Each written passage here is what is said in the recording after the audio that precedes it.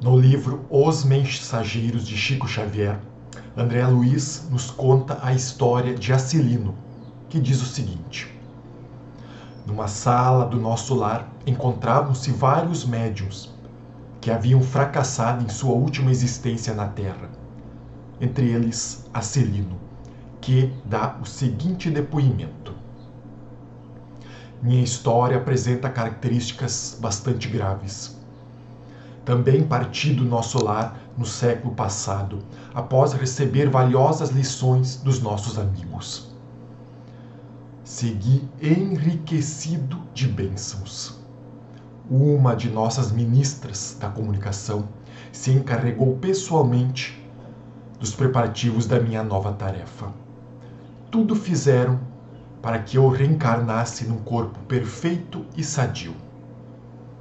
Após formular grandes promessas aos nossos instrutores, parti para uma das grandes cidades brasileiras em serviço de nossa colônia.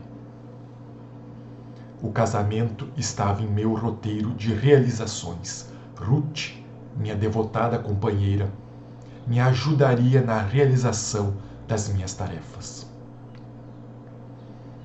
Só uma pequena pausa na história para entendermos esta parte. Antes do nascimento, o espírito está numa colônia espiritual onde planeja os acontecimentos mais importantes da próxima encarnação. E esses acontecimentos são escolhidos de acordo com suas necessidades espirituais.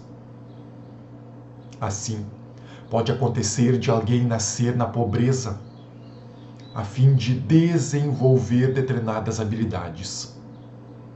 Outro pode pedir para nascer em determinada família a fim de, juntos, um ajudando o outro, evoluírem espiritualmente.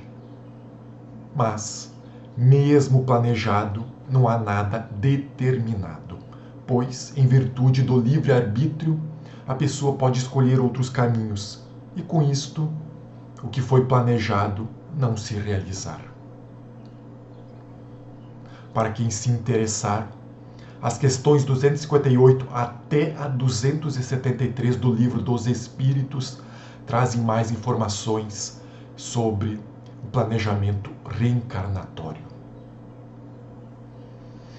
Voltando à história, cumprida a primeira parte do planejamento, aos 20 anos fui chamado à tarefa mediúnica, recebendo enormes auxílios dos benfeitores invisíveis. A evidência, a audição e a psicografia que Deus me concedeu por misericórdia seriam fatores decisivos no sucesso das nossas atividades. Entretanto, apesar das lições maravilhosas de amor evangélico, comecei a utilizar a mediunidade como fonte de renda material. Não tive paciência para esperar pelos grandes recursos que Deus me enviaria mais tarde. Ora, o meu serviço não era igual aos outros. O empregado não recebe um salário em troca do seu trabalho? Se cobrávamos pelos serviços ao corpo, por que não cobrar também pelos serviços à alma?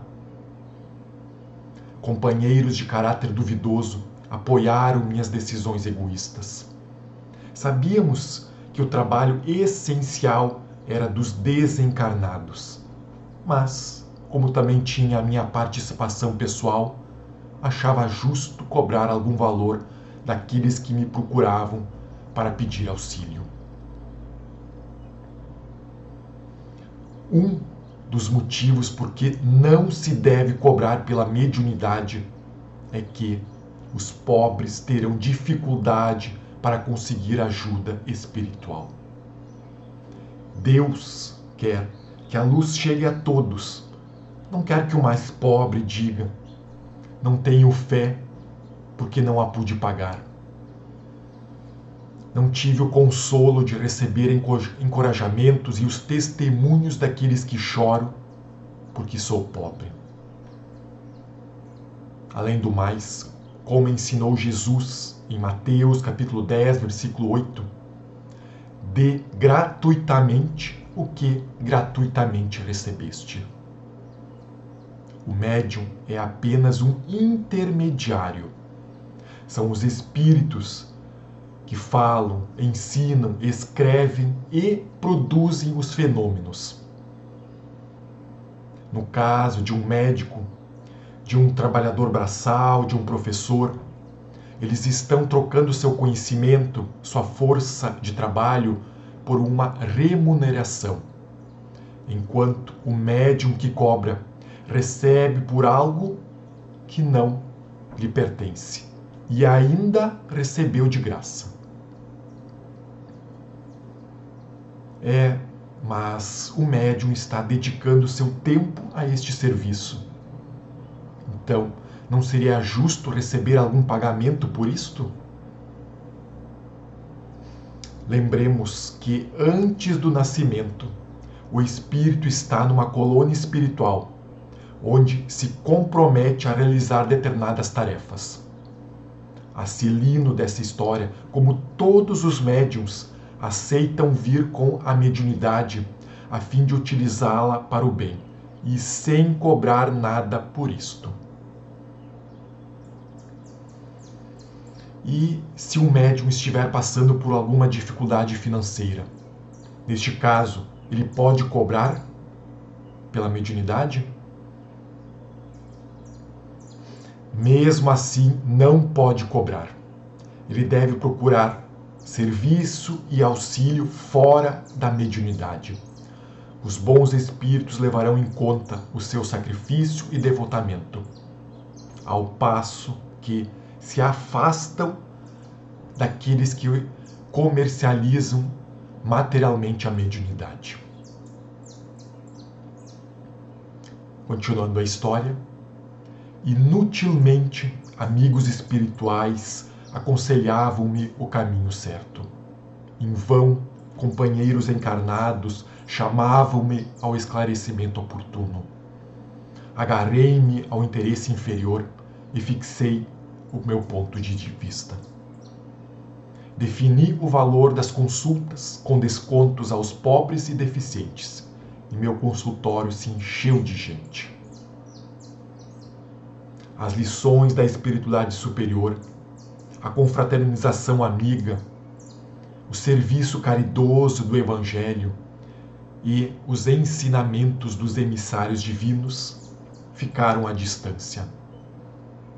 Não mais a escola da virtude, do amor fraternal, da edificação superior, e sim a concorrência comercial, as ligações humanas legais e criminosas, os caprichos amorosos e os casos de polícia.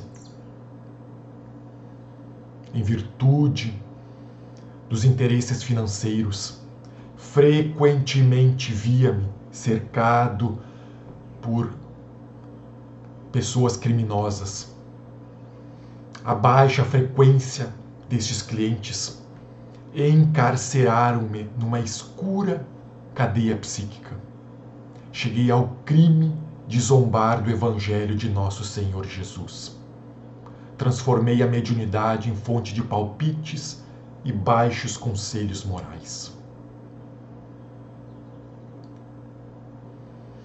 Vemos aí a importância do vigiar e orar, tão falado pelo Cristo, de cultivarmos bons pensamentos, da leitura e do estudo edificante.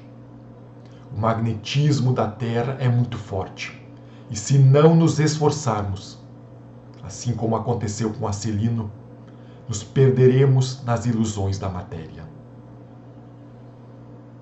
Acilino, ao parar de estudar e começar a cobrar pela mediunidade, afastou os bons espíritos que queriam lhe ajudar e abriu as portas para espíritos ainda atrasados. E com isto, sua mediunidade ficou bastante prejudicada, pois só conseguia transmitir mensagens de espíritos de baixa frequência. E, quando não sentia nada, inventava qualquer coisa para não ficar sem o seu pagamento.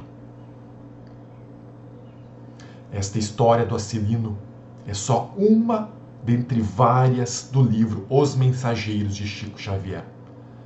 E assim como esta, há muito mais por aí.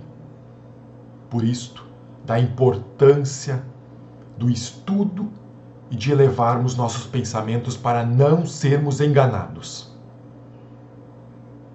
E para não sermos enganados, precisamos começar do início, lendo e estudando os evangelhos que estão na Bíblia, os livros básicos do Espiritismo, o livro dos Espíritos, o Céu e o Inferno, o Evangelho segundo o Espiritismo.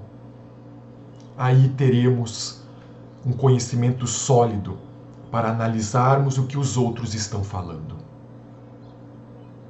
Não podemos aceitar tudo como verdade. Tem pessoas que se utilizam do nome Espiritismo para ganhar dinheiro. Se dizem médium espíritas, mas cobram pelos atendimentos. Embolsam os direitos autorais dos livros como se fossem os verdadeiros autores dessas obras. O Espiritismo, por seguir Jesus, trabalha com a caridade. Se alguém cobra pelo serviço mediúnico, pode ter certeza que não é espírita.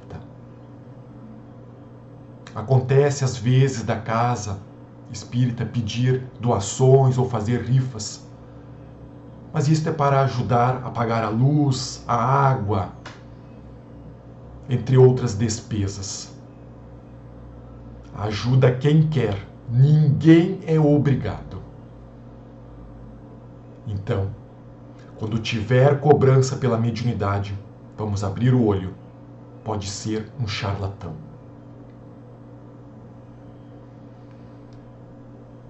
Concluindo a história, mas a morte chegou, meus amigos, e com ela acabou a fantasia. Desde o instante do desencarne, clientes criminosos que haviam morrido antes de mim rodearam-me, solicitando palpites e orientações de baixa natureza. Queriam notícias dos cúmplices encarnados, de resultados comerciais e soluções para os seus problemas. Gritei, chorei, implorei, mas estava preso a eles por sinistros elos mentais, em virtude do mau uso que fiz da mediunidade. E, durante 11 anos consecutivos, expiei minhas faltas entre eles. Acilino calou-se, em vista das lágrimas abundantes. Chico Xavier, um verdadeiro apóstolo do Cristo, dedicou sua vida à caridade sem nunca cobrar nada pela mediunidade, disse: o bem que praticares em algum lugar é o teu advogado em toda a parte.